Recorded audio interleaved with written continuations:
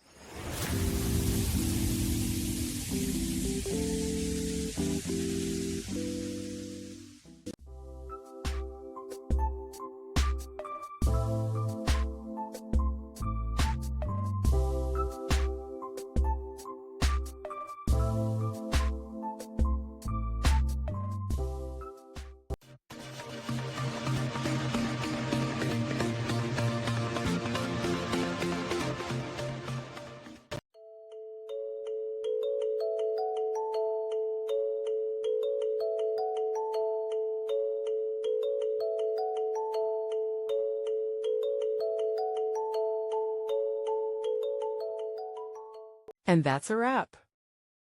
I hope you found the answer you were looking for. If you did, take a second to hit that subscribe button. It really helps out. And let me know in the comments which solution worked best for you. See you next time in the debug zone.